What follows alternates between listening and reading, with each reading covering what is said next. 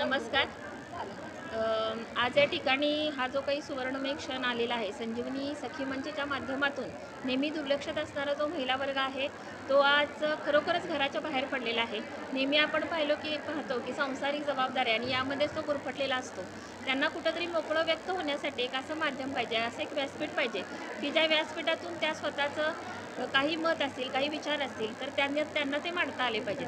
म्हणजे ज्या पद्धतीनं एक डॉक्टर म्हणून ज्यावेळेला मी काम करते आणि एक सामाजिक कार्यकर्ती म्हणून ज्यावेळेला मी काम करते, त्यावेळेला महिलांचं आरोग्य असेल, मग भले ते शारीरिक आरोग्य असेल, मानसिक आरोग्य असेल, त्यांचं आर्थिक स्वावलंबन असेल, त्याच पद्धतीनं त्यांची सामाजिक काहीतरी एक सामाजिक जाणीव पाहिजे त्यांना जी, त्या सगळ्या गोष्टीची डेव्हलपमेंट किंवा विकास होण्यासाठी प्रयत्न करणं हे माझं प्रमुख ध्येय असेल. कारण की नेहमी आपण बघतो की उपेक्षित लोकांकडे लोकांचं दुर्लक्ष होतं. आणि एक महिला म्हणलं तर आपण साधं देवी देवतांच्या बाबतीत बघितलं तरी आपण एक आरती म्हणताना म्हणतो की वामांगी रुक्माई. वामांगी म्हणजे वाम किंवा डाव्या बाजूला असणारी. म्हणजे आपण नेहमी बघतो की दक्षिण किंवा उजवी बाजू ही प्रमुख समजली जाते. त्या पद्धतीनं स्त्रियांना नेहमी म्हणजे नाही किती जरी आपण म्हटलं तरी एक कुठंतरी दुय्यम स्थान आहे किंवा थोडंसं उपेक्षित आहेत.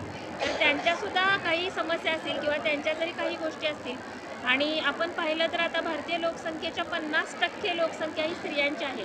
तर एवढी 50% लोकसंख्या जर दुर्लक्षित राहिली तर आपल्या भारतीयच्या विकासांना सुद्धा कुठंतरी थोडीशी खीळ बसणार आहे. हे 50% जर आपली लोकसंख्या कार्यरत झाली वेगवेगळ्या उद्योगधंद्यातून किंवा वेगवेगळ्या आपल्या कुटुंबासाठी, समाजासाठी आणि पर्यायानं आपल्या देशासाठी सुद्धा ते चांगलं होणार आहे. तर त्यामुळं यांना कुठंतरी व्यक्त होण्याचं एक व्यासपीठ मिळावं माझ्या भगिनींना. त्यांनी कुठंतरी प्रत्येक क्षेत्रामध्ये पुढं यावं, एवढ्याच एका तळमळीनं हा आपण सखी मंचाचा मेळावा घेतोय. आणि मला खरोखर आनंद होतोय की या सगळ्या सख्यांनी माझ्या एका हाकेला होऊ देऊन इतक्या मोठ्या संख्येने प्रतिसाद दिला, त्याच्याबद्दल मी सगळ्यात आधी त्यांचे धन्यवाद मानते. आणि तुम्हीसुद्धा आम्ही एक हे असताना म्हणजे तुम्हीसुद्धा म्हणजे सगळे माझे जे भाऊ आहेत पत्रकार बंधू यांनीसुद्धा या गोष्टीसाठी आम्हाला इथं एक प्रोत्साहन दिलं, त्याच्याबद्दल सुद्धा मी तुमचेसुद्धा खूप खूप आभार. मी मनीषा रायसिंग पाटील चरण होऊन ज्यावेळेला मॅडमनी मला फोन केला की म्हणजे असा कार्यक्रम घ्यायचा आणि महिला येतील का, मग मी पहिल्यांदा केकचा घेतला कार्यक्रम. येतात का नाहीत म्हणून आमच्या गावामध्ये भरपूर प्रतिसाद दिला बायकांनी. आणि परत मेकअपचा केला.